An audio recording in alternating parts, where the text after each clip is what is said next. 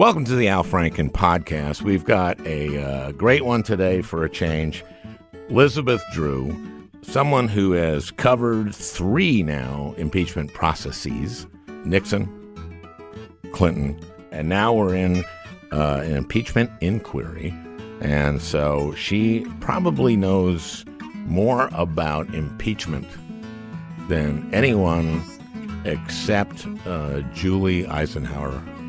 And it'll be close. Did you know that I have a Nixon bathroom?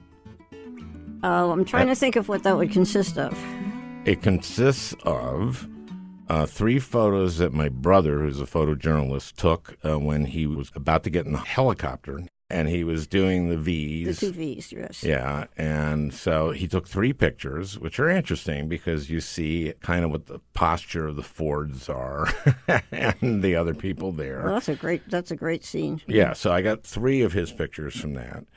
I have a letter from Elvis to Nixon that he wrote on American Airlines on the way to the White House. And it is the craziest letter you have ever seen.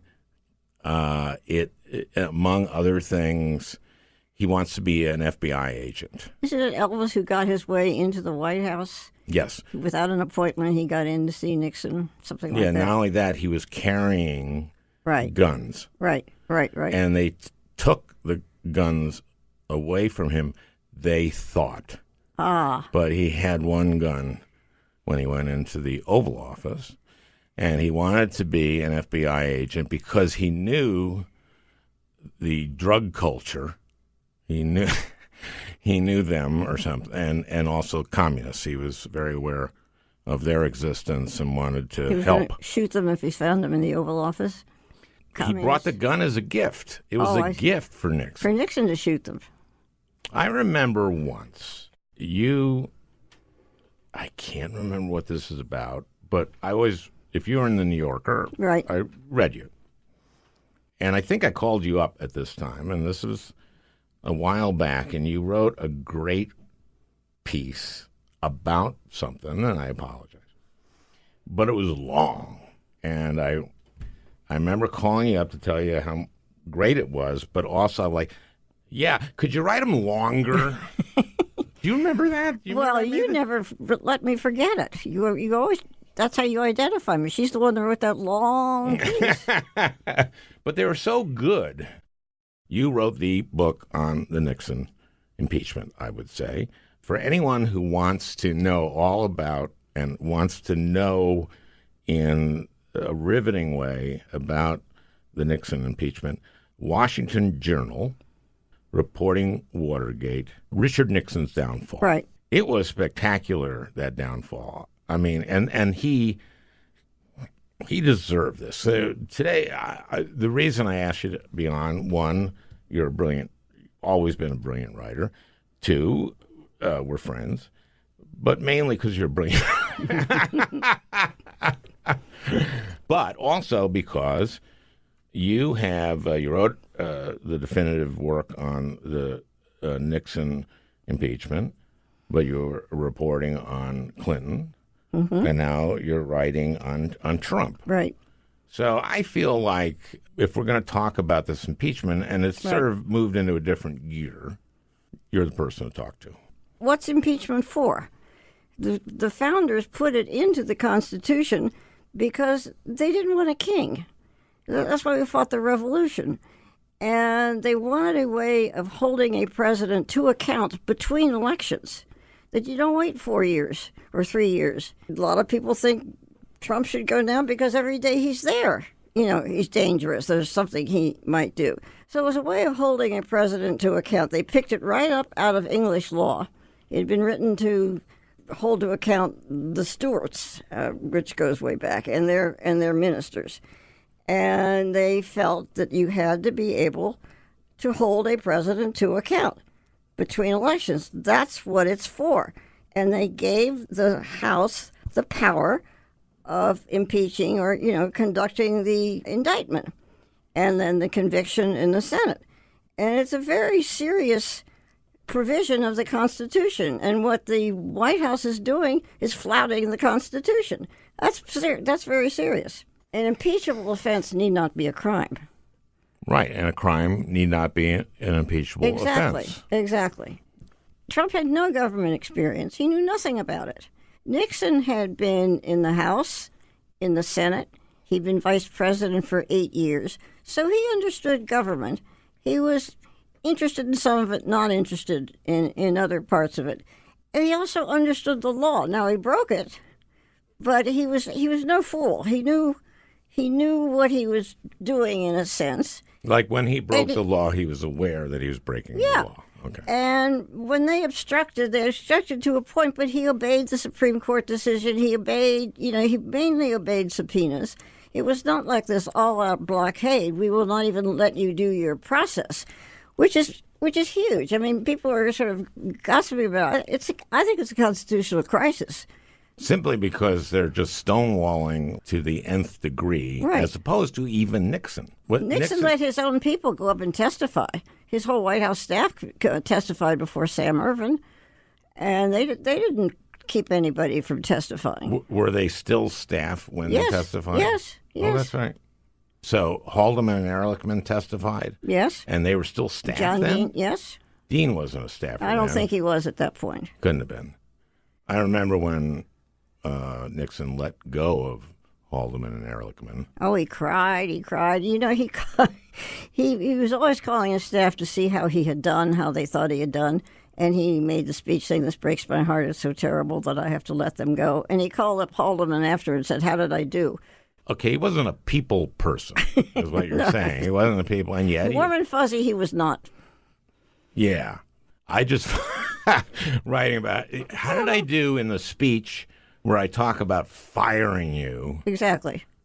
Because you're such a liability that I can't possibly keep you around. Well, I have to throw people out in order to stay in myself, you see.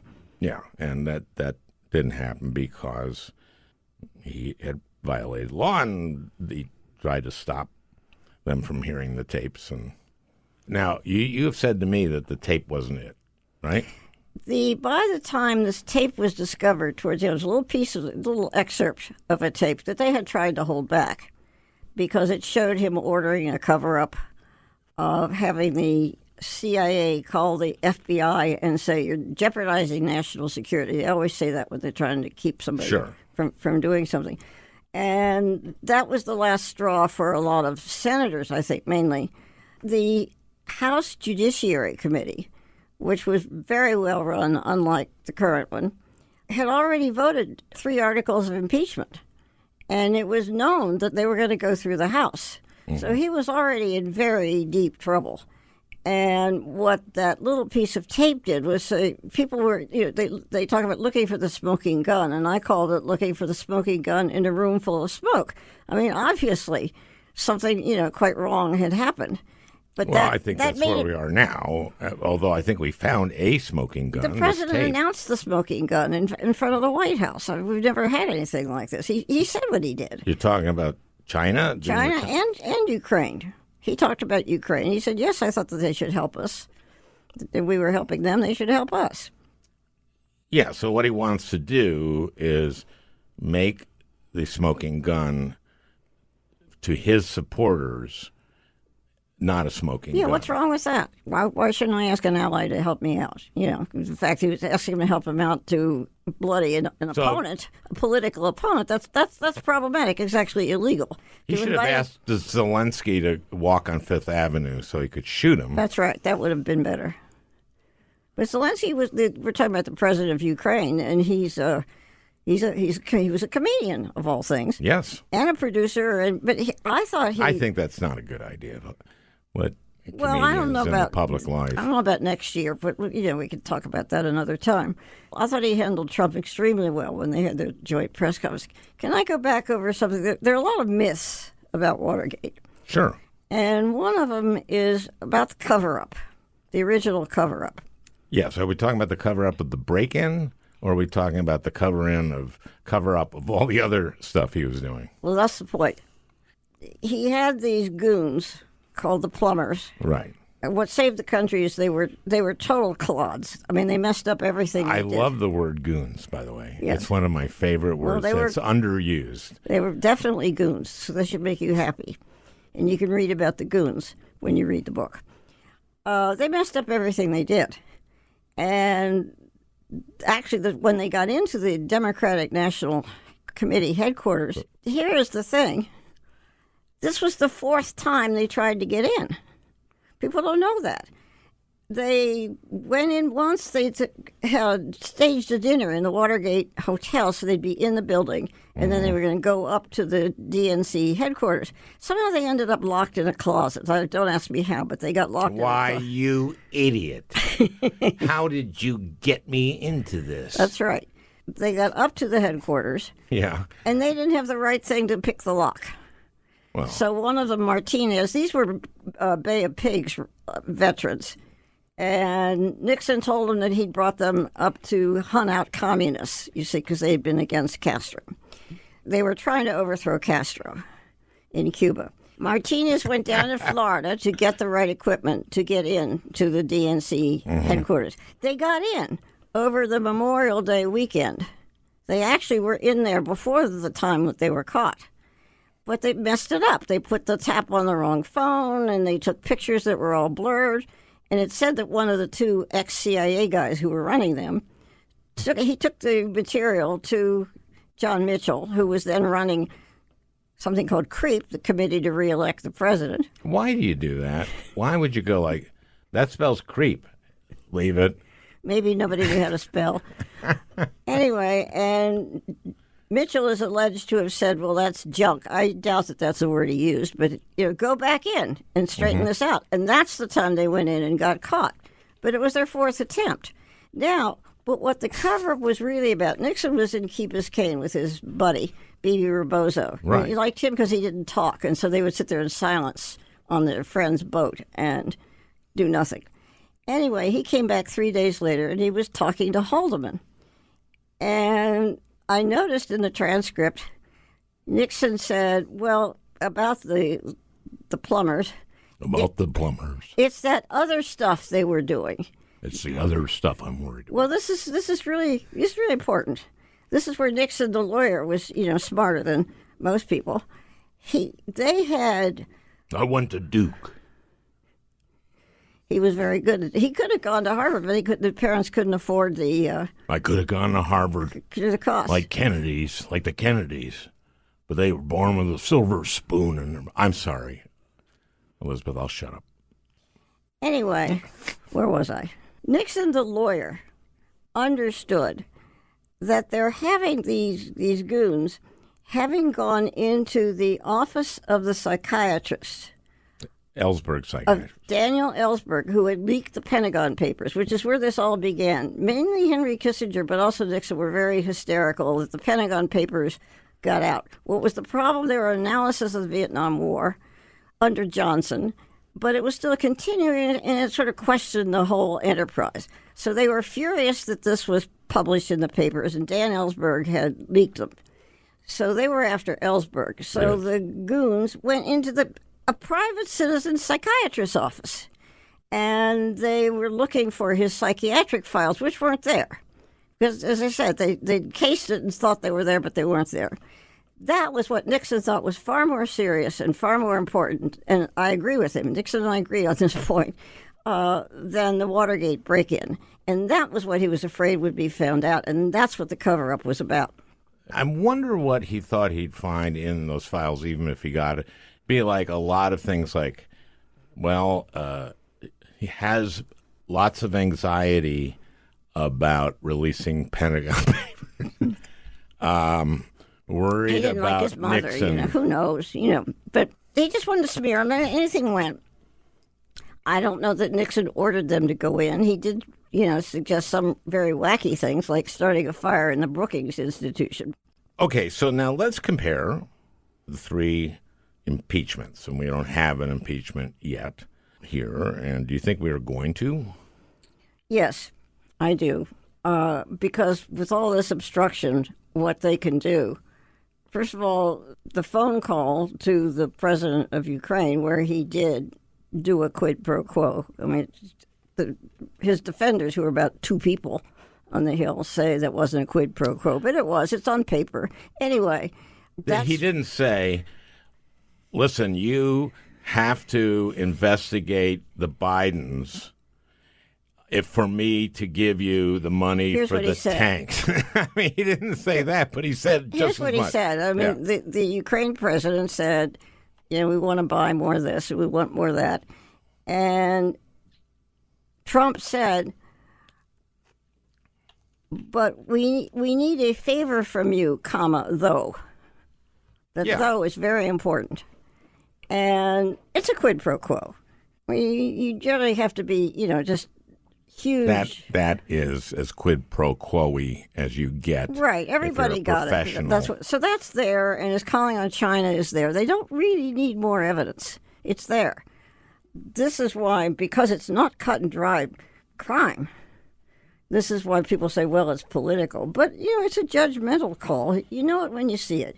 When you see a president flouting the emoluments clause, I go back to this. Speaker Pelosi thought the reason to go with the phone call is that everybody would understand it. I'm not sure everybody does, that there was a quid pro quo. Everybody understands him enriching himself.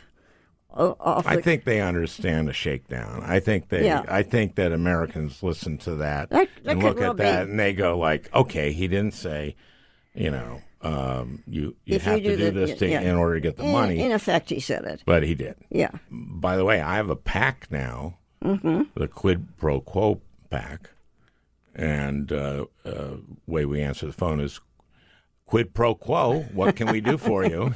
What can you do for us? Well, it's implied, you see. There is no quid pro quo here at Quid Pro Quo. Al, it was about this country trying to become a democracy under attack by Russia, and it so happens Trump's good friend, and Vladimir Putin. And Ukrainians getting killed. Yeah. Ukrainian soldiers getting killed by Russians. Right. It was very convenient for Putin that Trump held up the arms aid. And people get killed. People are getting killed. Got killed, getting killed, just as they are in Syria as we speak. You think Trump at night just goes like, in order to win the election, I held up that aid and people got killed. I can't. No, I don't think so. Are fathers and brothers and sons. Husbands. Melania, their husbands. They're not in the same room anyway. Well, he could go, Melania, Melania. You'd have to shout very loud. Melania, I want to discuss something with you. Not now. No, come on down the hall. And what is it? What I did by shaking down the guy to get this stuff on Biden, I delayed him getting these arms, and some Ukrainian soldiers were killed. Am I a bad man, honey? Yes. Very bad. It's in her contract not to think he's a bad man. I'm joking. That would be a tough contract to sign. I mean, he's a bad man. I mean, he's a bad man. He's a bad man. I don't disagree. No, he's a disaster. I love this. Franken calls Trump bad man. Hey, bad man. Okay. Drew, I don't disagree. Yeah.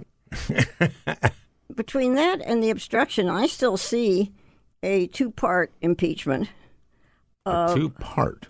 Article 1 would be the soliciting something of value, which is what he did, in asking him to investigate Biden, soliciting something of value, period, from a foreign country. That's not good.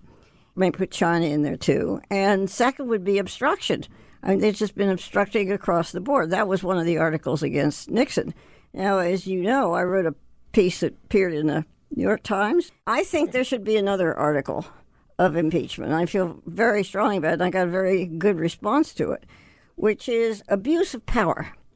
That was Article 2 for Nixon, and I would make it Article 2 for Trump. I would first do the soliciting something of value, and then I would do Article 2, abuse of power. And it's all there. Article 2, you want obstruction or you want abuse of power? I'd make obstruction third.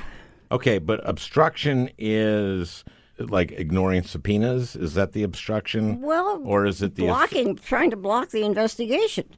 And you could also bring in things from the Moeller report. Yeah, there were a lot of things in the Mueller report just that were obstruction across the board that he tried. So, but my article, too, which I think is very important, is abuse of power. You're not going to impeach somebody twice. Once you've done it, you're not going to do it again. And it would be things that we know about, making money off of the federal government and the taxpayers. Totally flouting flouting the emoluments clause. Yeah. I would put in there threatening to raise postal rates on Amazon, which owns the Washington Post, which he hates.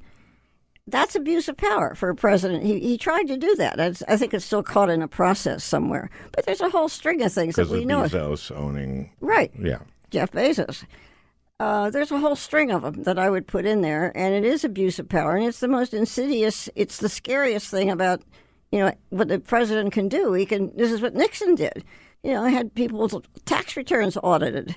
They should be careful about how they use their power. So I would put abuse of power in there as number 2. As I understand it, Speaker Pelosi is still not for doing that. They want to keep it narrow. Another one would be he usurped the role of Congress by taking appropriations that had been voted for A, and putting it for his wall, for B. And that's the major power of the Congress, is the appropriations process. So that's not okay. And if you don't call him on those things, then you're setting the precedence that these are okay. No, you can't do that. I guess the argument would be that it would just take a long time. No, okay. I would have things that are proven that are shown. You don't have to investigate it. It's all there. It's all on the record. I wouldn't do anything you don't need to investigate any of this. You'd have to write it. You and I could write it. It's not hard.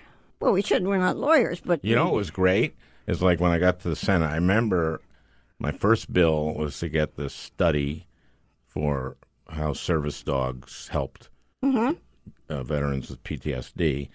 And my staff came in with the bill, and I started rewriting it. Mm-hmm. And they went, "What are you doing?"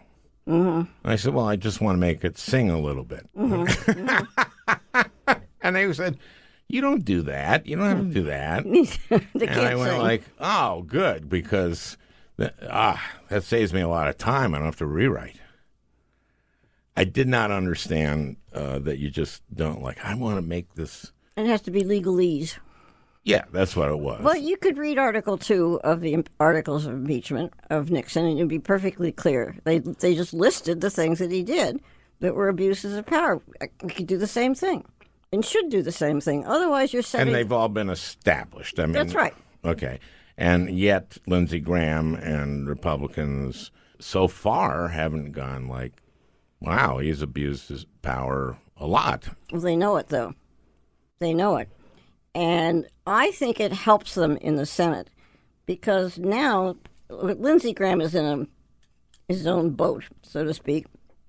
He's so angry over the sellout of the Kurds that we'll see where he ends up. But anyway. Isn't that amazing? Yeah. Lindsey Graham is in a place by himself. He worries about being primary. That is, somebody to his right would challenge him. He's not by himself in that regard. Every Republican worries about being challenged from the right. That wasn't the entire point. I know, but he's way over there. Make that clear to the listener. That's right. A number of them now, they're more worried about running with him than being primaried. There's a new worry because they're afraid that he's going to cost them votes. So they're not all worried about being primaried, or it is established who the candidate will be. So they don't have to worry about being primaried. Let's put it that way. But some of them are worried about running with him. We'll see. Almost every day another shoe drops. That's why a Democratic senator who can't be named, who has a number of friends on the Republican side, that happens, as you know. It's not what people think, but it does happen. I actually... You had friends on that. You have friends on that side. He said to me they're, quote, nervous as hell because they know this man is so... not accident prone. He just does such stupid things. There's a point. If the impeachment goes through the House and if they bring it up, it will pass. Probably on a party line vote, which is what the White House wants. That's why they're goading them to do a vote now, so they can say, "You see, it's just Democrats." Yeah, it's just that a you partisan can't do thing. what you're doing until you have the vote. Well, but they're making that up. Right. But their point is they want to have it be seen as a strictly party line vote. You see, it's just all a partisan witch hunt. Right. It gets over to the Senate, because in the Senate what they do is they convict. The House's impeachment is to indict. Sure. So they get convicted in the Senate and are thrown out of office. This has never happened. And so Lindsey... What do they need, 2/3? 2/3. Yeah. But not for the parliamentary things, just majority vote. In any event, he's saying you're going to throw him out of office over a phone call, you see. And so he just reduces it to... So if That is the dumbest thing. Well, it's pretty effective, I think. Hey, But- listen, Vinny, I want you to kill 26 clams. Sorry, I think- you've been indicted for murder. Hey, it was just a phone call. I think it's not just for now, but for the future. It paints the picture of his presidency. And if you don't call him on these things, are you saying that's okay? Are you saying future presidents go ahead? You're not gonna get called on this? I think that's terribly dangerous. Yeah, well, there just seems to be so much. I know what you're saying. You're saying let's just list them. You don't have to go through each one in the trial. You can say in the trial we're just going to prove each one of the charges, but we're not going to go through everything. We're not going to go through the time he ordered McGahn to go to Rosenstein to fire I would stay away from all Mueller. that. I would stay away. I would actually stay away from the whole Russia and investigation thing. I said maybe pick up some Mueller, but I wouldn't do that. Because I think Mueller might be mad at you. Well, for saying I'm that. too bad. I'm mad at him too. So we're even. I'm mad at him too. Why are you mad at him? Because he blew it. He got so legalistic that the point got lost. But that was his assignment. His assignment was to find crimes, and that's what was wrong with it. We've talked about that. What they do now is not only important for now, it's for posterity. And if you let it go, that somebody comes in and keeps his private business and makes money off of it through his presidency, you've set a terrible precedent. And I just think things like that have to be called on and said, no, this is not acceptable behavior on the part of a president. The fact that he didn't get rid of his business. That's right. He's the only one. Crazy. He's the only president who's not put everything into private trust. Yeah. But, I don't know if his sons talked to him about the business. Oh, come on. And what's the difference? He's making the money off of it. It doesn't make any difference. His sons don't have to be involved in telling the Air Force to, please have him stay at this place in Ireland that's very far away from the less expensive. That was suspicious. Suspicious? Yes, I would say it was suspicious indeed. Anyway, I just think very bad precedent will be set if they don't do it. Yeah. He looked at the White House and went, cha-ching, cha-ching. Mm-hmm. That was Trump. Mm-hmm. So very, very odd for a guy to look at the White House and go, I know, I'll be president. Do you remember? Cha-ching. Okay, so now I get to say why I'm mad at Mueller. And you know it. We've discussed this, and you poo-poo it and say, let's not bring it up. I'm saying he carried out his assignment. It was a bad assignment. Okay. He says that the Office of Legal Counsel has made this ruling that you can't indict. That's right. A sitting president. Right. And that's never been tested, as you pointed out. It's now come up in the courts, though. A district judge a few days ago said this is outrageous. Why is a president above the law? It's never been tested. It's not a law. But here's the thing. He can say, okay, I'll observe the Office of Legal Counsel just for the sake of observing it. I'm not going to indict him. But he's guilty of these things. I could indict him. I have a case that is rock solid. And so is the job of the House of Representatives to take up these crimes and see if they amount to a reason to impeach him. Right. That's what he should have said. And I think he actually thought Barr. Remember, Barr gave told the lies. The American people that The report had said that they had completely cooperated with the investigation. No collusion, no obstruction. That's what they said. Yeah, and no collusion. On page 2 of the report, it says we're not discussing collusion. Collusion is not there's no legal definition of collusion, just as there's no definition of being in cahoots. The problem, sir, was his assignment, which was to find crimes. Not misbehavior, not carrying out your duty, nothing like that. He was assigned to find crimes. And on the whole Russia thing, where you know perfectly well that Trump was well aware that that the Russians were helping him, and he talked to them at that one press conference. But that was a joke. Russia, if you it wasn't funny. It was not a great joke, but there are jokes. I don't think it was a joke. They started working on it that night. The Russians started working on it. They have a horrible sense of humor, the Russians. They don't have much of one. They have a horrible sense of humor. It was a joke.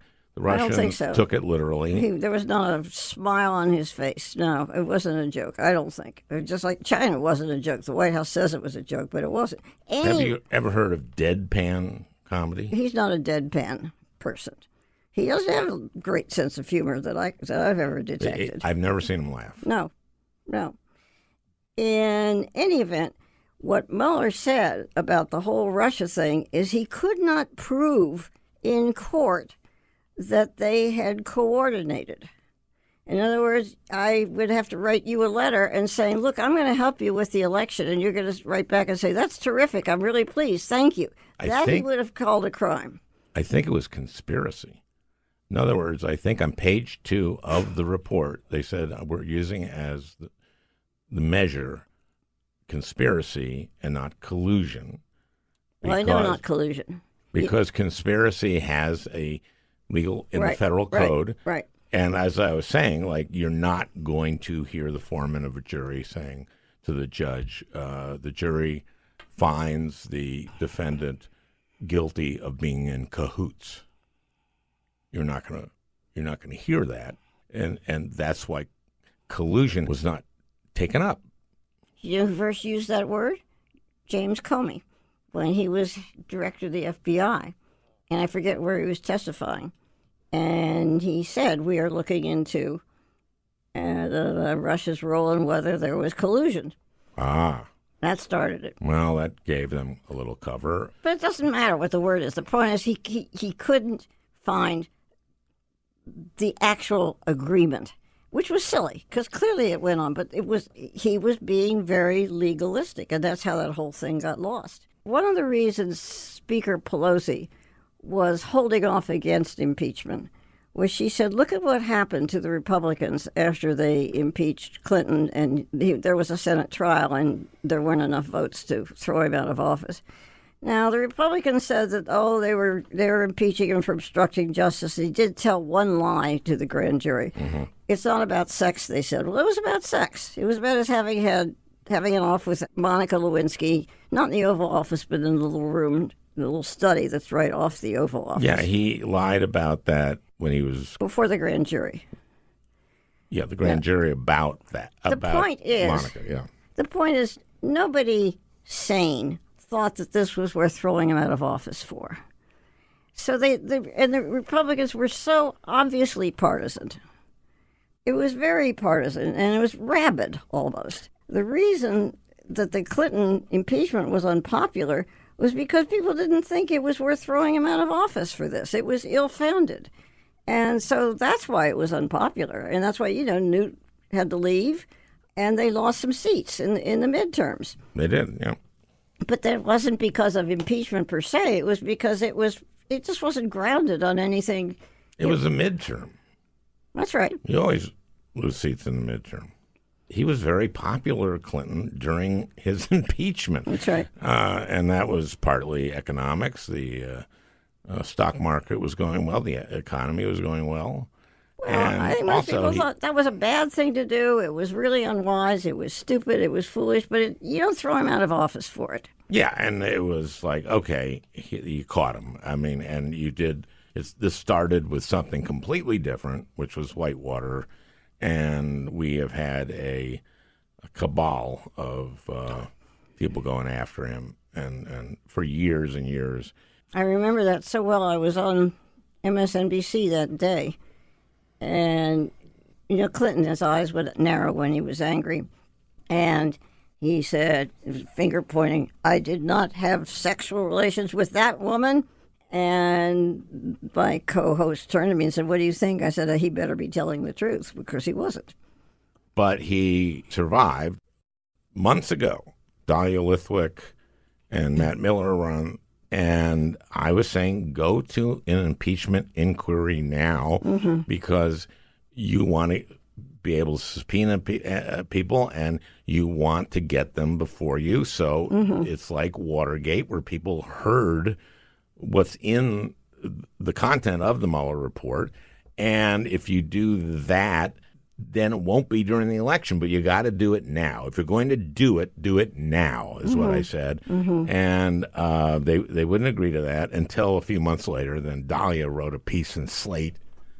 She didn't write Franken was right either. I didn't think they should have gone early when people were saying it. You had to let a case build, and a case presented itself. But the thing is, nobody wants it to be going on in the election year. I think Speaker Pelosi was not thinking Senate, because the wisdom, Washington wisdom can be so sure and so wrong. And the Washington wisdom has been, no Republican would ever vote to convict Trump. Well, I've never believed that was necessarily true. I always thought that there was a time might come when some, at least Republicans, think he is such a burden to the party, and he's becoming that they find him dispensable. And that's part of the buzz that's going on the Hill. Beneath all this, the Republicans are all united in it. Well, they're not united. Some of them have already expressed misgivings about his treatment of the president of Ukraine. So I think that she assumed, and she's a terribly smart woman and a brilliant strategist, I think she just assumed, the House will vote to impeach, but the Senate won't do anything. So you're saying that she believes that now still? I don't know. I haven't because, asked her. But I think she just wasn't thinking Senate. You have to, get that. Anyway, it's not going to go fast because the White House is blocking witnesses. They're going to have to say at some point, okay, we've got enough, let's go. I think so, but if the White House is going to drag its feet, it's not going to allow anybody. They're going to have to go to these courts, and these courts are going to have to. It'll be a district court, a circuit court, right, and then go to and then it'll go to the Supreme Court. Yeah, and where he could win. Bart O'Kavanaugh will have to. Well, it's really gonna be down to the chief. He's the swing vote. And he's very much of an institutionalist, so we will see. But I think it'll probably get there. But I don't think they necessarily need to wait for that. They have the material.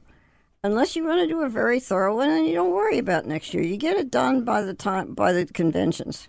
I think, like Watergate, if you get the players in, if you get the testimony that's riveting. Again, there was all this dependence on Moeller. We'll get him. It's really going to be gangbusters.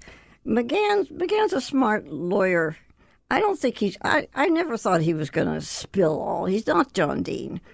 No, but he did testify to the FBI that the president told him to tell Rosenstein to fire Mueller. That is obstruction. Right.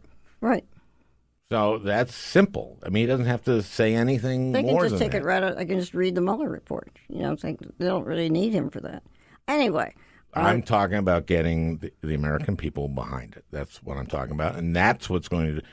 well, then you could take a lot of time, and you could get Barr up there, you get Pompeo up there. They've got a lot of problems. I think you got to split the difference and do it this is why I wanted to do it sooner. But I think you have to split the difference and get a few of those people up there after we win that battle that the White House has to obey subpoenas from the co-equal branch of government. Well, that's the point. That's why we do have a constitutional collision right here, right before us. We haven't done, well, we did Nixon, sort of. We did Nixon. I mean, I love here's the the point Nixon impeachment. I watched every minute That was of a classic impeachment. I think it's worth spending just a little time on. There were various things about it that were just really well handled.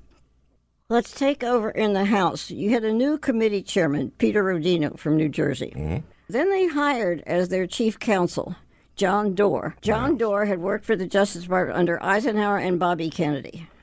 Mm-hmm. And Rodino and Doerr and another staff person, they said, no, we're not doing policy here. We're doing the Constitution. Mm-hmm. Now, that's very important. That was very important. You don't impeach over a point of view. Mm-hmm. And you had a very different Republican Party then. There were moderates. Remember, there used to be moderate Republicans.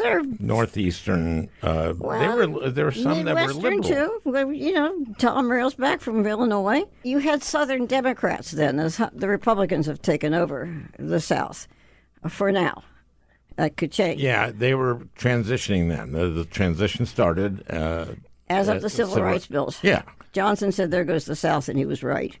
Yeah, they went the South, but. So they had to win over two groups. They had to win over Southern Democrats, who were conservative Democrats, mm-hmm. and they had to win over some Republicans. And they felt from the start that unless it were bipartisan, it wouldn't work. They were fair. They brought a lot of people in on the drawing up of the articles of impeachment, like, you know, my favorite article, Article 2, which, by the way, I should have said earlier, it also held the president accountable for a pattern or practice on the part of his aides. You know, there was no winking and nodding.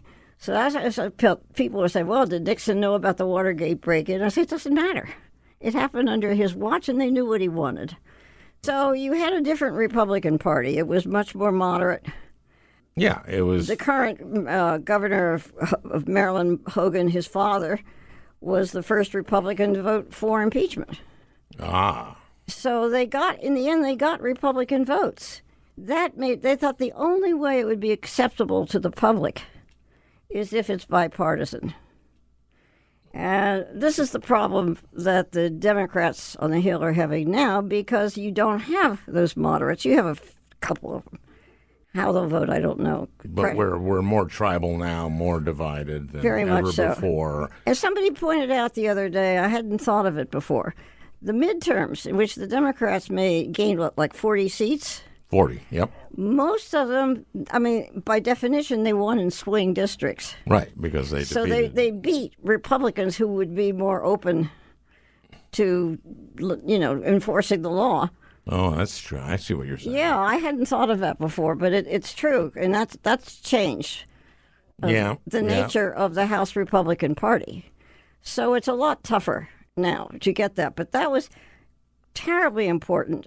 What would you say was the most dramatic moment of the Watergate hearings? The hearings or the impeachment procedure? Hearings. Well, the most dramatic of the hearings was when Alexander Butterfield said, yes, there are tapes. Now, Fred Thompson, who was the Republican counsel, asked him about it, but he knew the answer. He'd already interviewed him. Yeah, that was clear. They asked, because the next thing was, is there any chance that conversations were not taped? Butterfield went, no, they taped them all. This is why when Dean said something, when I was talking to him one time, Dean said, well, I was talking to the president one time, he sort of went behind a curtain to tell me something because he was trying to keep the recorder from overhearing. He knew the recorder was going, but nobody else did. I think Haldeman knew, but no one else knew that there was the recorder there. But I would say the most dramatic thing of the whole process was when they took the first votes on the articles of impeachment. We hadn't ever had this in our lifetimes. And you could, it's a cliche, but you literally could hear a pin drop in that room. And nobody smiled. You know, they realized how serious it was. A very serious thing. We throw the word around so much now, but it was terribly serious. And it was incredibly dramatic. After it was over, you know, Rodino's voice cracked when he voted. He went to the back room and cried. I remember it was sort of like 7 o'clock that night when they finished, on Saturday night. And I went out on the Capitol grounds. I sort of cried. I mean, it was a huge, huge moment. will you cry if Trump? I think I'll hold it together. Okay. That'll be hard for you, I know. It's going to be a tough moment in the Franken household, I know that. When Clinton was impeached, our friend called me up and said, well, a British friend who was here called me up. And I said, this is very sad, because he shouldn't have been impeached. It was stupid. It's a very, very great thing, which is why I think it should be abroad, because you're showing that this presidency is corrupted. I agree. And, think about all the media attention that impeachment got and how inevitable the end was on that. It didn't seem inevitable at the time. That's the point. And I wrote this in the book that you talked about, my book, Washington Journal. Washington Journal, reporting Watergate and Richard Nixon's downfall. That's right. I like a book that says what it is. Let's wrap up with just a quickie on the press and how they cover this. To me, like during the Clinton impeachment, there was so much press on, to me, so little. There were some, actually, magazines that didn't do that. American Grocer Monthly, Sailing Magazine. So you got to just recognize those that didn't fall for it. But what's your opinion of how the media is handling this compared to previous terms? Well, as you know, I sort of bristle at the term the media because it's all different kinds of people with different agendas, with different philosophies, different points of view. I mean, to say that... but don't they all have similar pressures on them, or not all, but many? Different papers have different points of view. Look at Fox. It's divided unto itself. Right now, yeah. Yeah. So it depends. I think it depends very much on the reporters and on the management as to what they're looking for. If you want an example of press overdoing it, and I think they admit it, look at how much space the New York Times devoted to Hillary's emails. Mm-hmm. And they kind of know it now. They went way overboard. It wasn't that big a deal. It's a nice time for them to realize it. I keep saying that this is the second most important election of our lifetime. Mm-hmm, mm-hmm. The first one was the last one. Mm-hmm. And I thought the New York Times and everyone else kind of blew it by just covering Trump, just cutting to. CNN just would cut to his rallies. Well, they know that now, and the head of CNN said that was wrong. But you see, he was great showbiz. I know. I'm differentiating between the printed press and the television press, but you're absolutely right. He was very entertaining, and so they ran the rallies just not as reporters, but just gave him wall-to-wall coverage, and that certainly helped him. Well, hopefully this time that was very free, a lot of free advertising. Yes, and there was no oxygen at all for any of the other Republican candidates, which. But I hope this time that, and it's a long ways from now, and it depends what the timing is on the impeachment. But it would be nice. It would be nice if the mainstream media would cover health care. It would be nice if they covered education. Well, they certainly did in 2018. Or, they certainly broke through his issues. He was sending troops to the border and talking about cavalcades coming and marching on us. It didn't work. And people voted on health care. That's right. That's right. Because when they had the chance to repeal and replace, they had nothing. And everyone realized it. And then that's when they realized what was in the Affordable Care Act, and including protections that the Republicans weren't going to give them, and people were afraid of, the ACA going, and afraid of losing their protection on pre-existing conditions and annual caps and lifelong caps, and having your 26-year-old on your insurance and or your 25-year-old, and also losing Medicaid. I mean, I went around rural Minnesota, and they were afraid there. Well, Elizabeth, thank you. We have nothing to talk about. We have nothing to talk. We had nothing to talk about. Well, anyway, you were thanking me. I don't want to interrupt you. Now I don't want to thank you. No, thank you. I mean, this is an honor, and you're a treasure. I just, whenever you would have a piece in the New Yorker, I would just go, oh, good. Thank you. That's very nice. I'd go, oh, good. I can read that, and I don't have to read any fiction. Well, thank you very much. It's an honor to be on the show. Honor to be on the podcast. Thank you. We'll do this again when it gets a little bit more heated. That'd be fun. And it will get more heated. It will. There's no question about it. Okay, let's get out of this squirrel cage, huh? I had a good time. Well, I hope you enjoyed listening. That beautiful music is by Leo Kottke, the great Leo Kottke. I want to thank Peter Ogburn for producing. We'll talk again next week.